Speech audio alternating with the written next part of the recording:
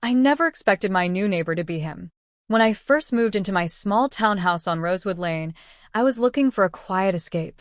After my last breakup, I needed a fresh start away from the city lights and constant noise. I thought I'd finally have time to work on my art, to heal, to learn how to be alone without feeling lonely. The day I arrived, the neighborhood seemed almost too perfect. Kids riding bikes, couples watering their lawns, birds chirping as if they were paid to perform. I didn't think I'd ever get used to this peacefulness. My realtor handed me the keys with a wide smile, and I forced one back, pretending everything was fine. I spent the whole first night unpacking and hanging my paintings on the walls. Around midnight, exhausted and sweaty, I collapsed onto my bed and stared at the ceiling fan spinning lazily above me. That was when I heard the low rumble of an engine outside.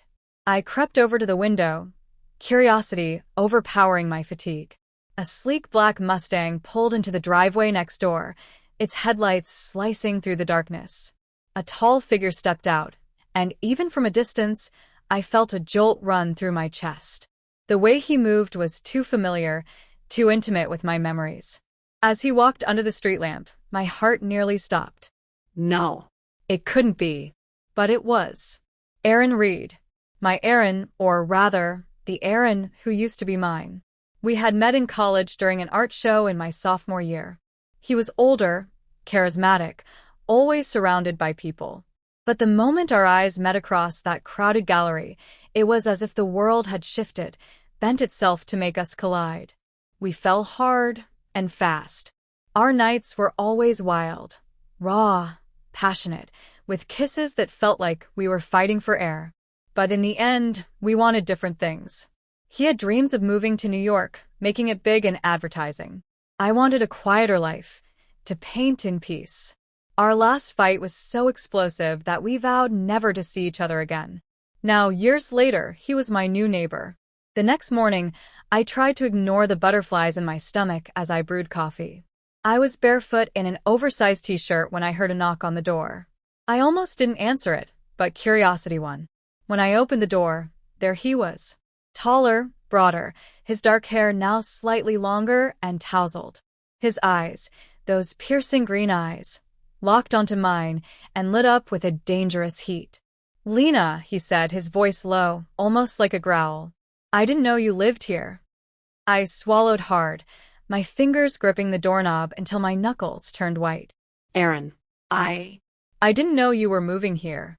He stepped closer, close enough for me to smell his cologne, woodsy and dark, like a forest after rain. My body betrayed me, heat crawling up my neck, my pulse thundering. "Can I come in?" he asked. I should have said no. I should have slammed the door and run to hide in my bedroom. But instead, I stepped aside, and he walked in like he still owned pieces of me. We stood in my living room, the air heavy with unsaid words. His gaze roamed over my paintings on the walls, his lips curling into a soft, almost reverent smile. "You still paint," he murmured. I nodded, my throat dry. Yeah. It's what I do." His eyes met mine again, intense and searching. "I've missed this." "Missed you?" My heart stuttered. "We shouldn't do this." "Do what?" He closed the space between us, his hand coming up to brush a strand of hair from my face. "This." His thumb trailed over my cheek, and my knees went weak. Before I could stop myself, I leaned into his touch. In one swift movement, he pulled me against him. Our lips crashed together with a force that sent shockwaves through my entire body. The kiss was hungry, wild, as if we were trying to consume each other, erase all the lost years in one moment. His hands slid under my t-shirt, his fingers grazing the bare skin of my waist, igniting fires wherever he touched. I gasped against his mouth, and he deepened the kiss, his tongue demanding, claiming. We stumbled backward, bumping into the wall. He lifted me effortlessly, and I wrapped my legs around his waist. Our bodies pressed so tightly together that I could feel every hard line of him. "Aaron." I breathed, my voice shaky. He growled my name like it was a promise. "I'm not letting you go again." We kissed again, even harder this time. He carried me to the couch, laying me down gently, but with an urgency that made my head spin. His lips trailed down my neck, each kiss leaving a trail of electric sparks. My hands tangled in his hair as he explored me, his breath hot against my skin. When his fingers teased the hem of my shirt, I arched into him, desperate for more. "Tell me to stop," he whispered against my collarbone. But I didn't. I couldn't. Instead, I pulled him closer, my nails digging into his back. We shed clothes in a frenzy, as if each layer was a barrier to the intimacy we craved. When he finally looked down at me, his gaze softened for a split second, a flicker of tenderness in the sea of passion. "You're so beautiful," he said, his voice breaking slightly. I felt tears prick at the corners of my eyes, but they quickly vanished when his mouth met mine again. We moved together, a perfect rhythm, our bodies understanding each other in ways words never could. Every touch, every moan, every shiver, it all felt inevitable, like coming home after years of wandering. Afterward, we lay tangled together on the couch, breathing heavily.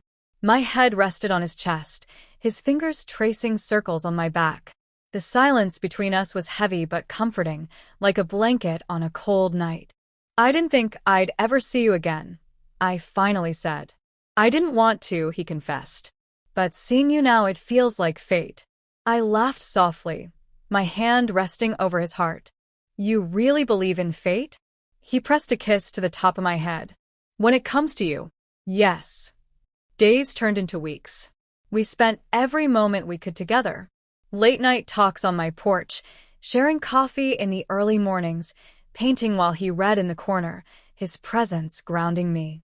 Our passion never faded. Every time he touched me, it felt as intense as that first day. We would sneak into each other's homes, stealing kisses in the kitchen, making love in the middle of the night when the world was asleep. I started painting him, his strong hands, the curve of his jaw, his eyes that could melt me with a single glance. He loved watching me work, sometimes wrapping his arms around me from behind, his lips brushing my neck, making it impossible to concentrate. One rainy evening, as thunder rumbled in the distance, he found me staring out the window, lost in thought. He came up behind me, slipping his arms around my waist. "What's on your mind?" he murmured against my ear. I leaned back into him, feeling the warmth of his body. "I'm scared," I admitted. "What if this ends again? What if we hurt each other like before?" He turned me to face him, his hands cupping my face. "We're different now. We've grown. And I promise, I'll fight for you this time." His kiss that night was slow, gentle, but no less consuming. It was a promise sealed on my lips, a vow without words. Months passed, and the small town that once felt too quiet became our sanctuary. Our love story unfolded like a secret painting, each brushstroke hidden from the world. Then one morning, I woke up to find him sitting on the edge of the bed, staring at me with a softness that made my heart ache. "What?" I asked, reaching for his hand.